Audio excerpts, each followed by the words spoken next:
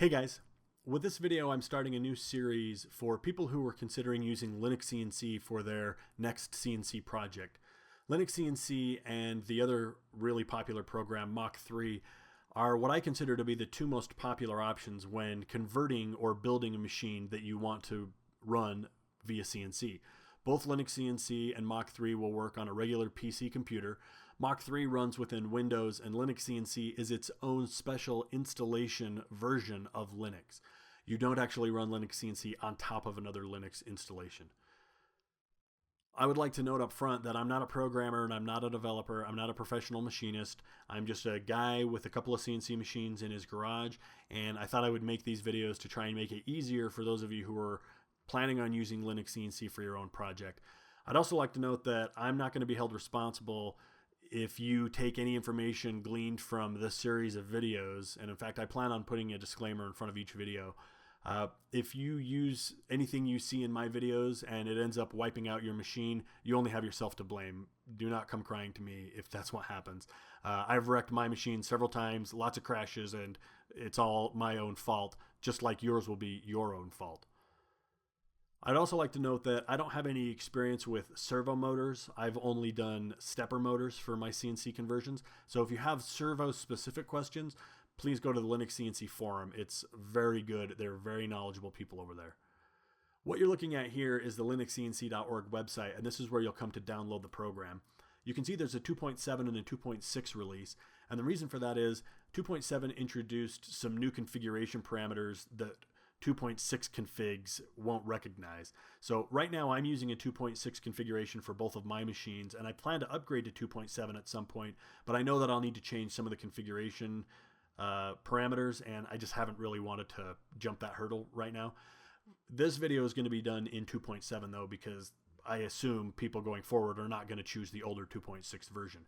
If you're using a later version than 2.7, some of this stuff may not look familiar at all, and in that case, you need to go to the forum and ask questions. When you get to this page, click the download link, and then click download the image, and you'll find that it's an ISO file, 2.7 in this case. And if you're not familiar with ISOs, it's basically a container that you can use to burn to a DVD to make that DVD bootable. The other option is to make a bootable USB drive, and that's what I did using the Rufus program. It's free. You can go to rufus.akeo.ie and download it, and you basically just select your USB drive here, and then I think the rest of it was just kind of default information.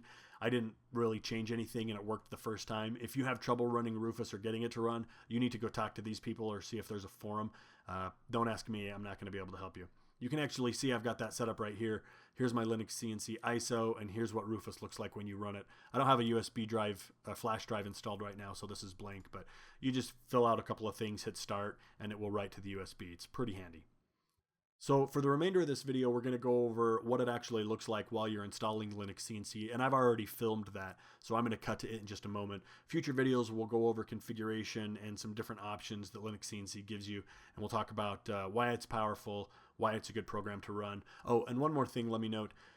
LinuxCNC, because it's its own installation, needs to be on its own partition. If you're using a control computer where you want to be able to dual boot into Windows, you need to create a separate partition for LinuxCNC. Now right now I'm running LinuxCNC inside of a VirtualBox on a Windows 10 computer, but that's only to film these videos. You do not want to run LinuxCNC inside of a VirtualBox. It's not going to run correctly. LinuxCNC has what's called real-time processing, which Windows does not use, and you're not going to be able to get your equipment to run properly that way. You need to install LinuxCNC into its own partition. So this is what it's going to look like. If you booted correctly to the CD or the USB, you're going to come to this screen, and you can choose a live preview of LinuxCNC. It won't save any of your settings. It doesn't actually install. You're running directly from the disk. This probably works better with the USB. Or you can come down here and do different installation options. We're going to go ahead and do the install graphical. Now, I'm going to be doing a lot of cutting because this process is time consuming, and also you're probably going to notice that my mouse is very choppy, so you'll just kind of have to follow along. I'm going to mostly be quiet, and then whenever I have to select something, I'll come back and start talking to you, and then that way I can splice this all together and cut out all the loading and dead space in between the actual menu options.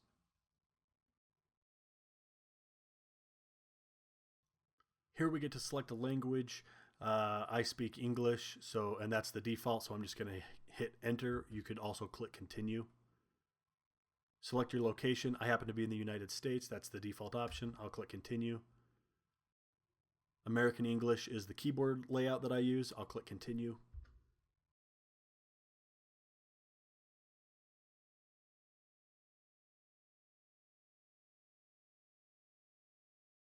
Okay, so it's been about 18 minutes since we did the last input, and now we need to enter a host name for this system.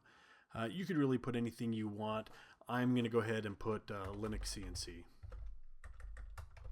like that. And we'll click continue. Here it's asking you to configure the network by entering a domain name, and you can actually skip this if you want. I'm going to just by clicking continue. Now we get to set up our username and password. It can be anything you want. I'm just going to call mine Rust Stuff. And username for my account. Is it not taking it? Oh, here we go. And then a password. Just anything will work.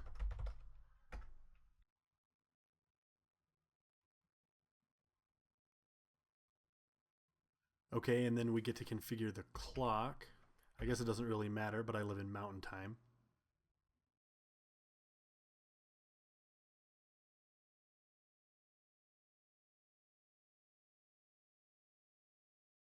Okay, so here we get to select the partitions that we're going to be using.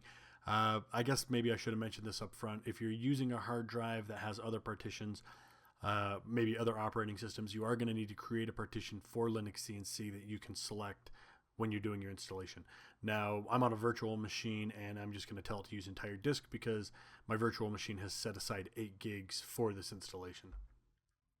And there you can see the 8.6 gigabyte VirtualBox hard disk. We'll go ahead and finish partitioning and write changes to disk. And we're going to write the changes.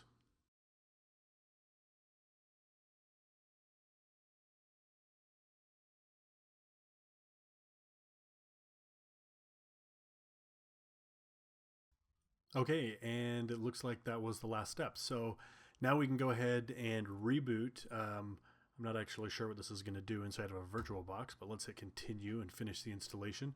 We should be rebooting into the LinuxCNC environment, and then that's probably where we're going to wrap up this video.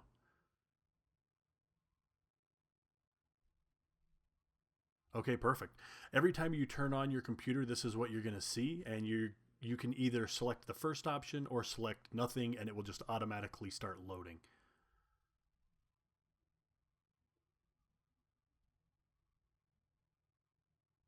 Okay, we get to the login session.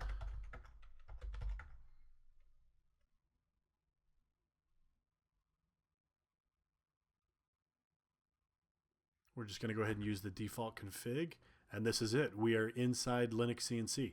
This is what it looks like on my controller computer in my shop, and so I know we've completely finished. Let's see. Yep, mouse speed is good, so I'm confident that this is actually going to work. And we're going to wrap up this video. So I'm not going to go through and tell you everything that I have planned, but there are going to be multiple videos coming, and I will see you in the next one.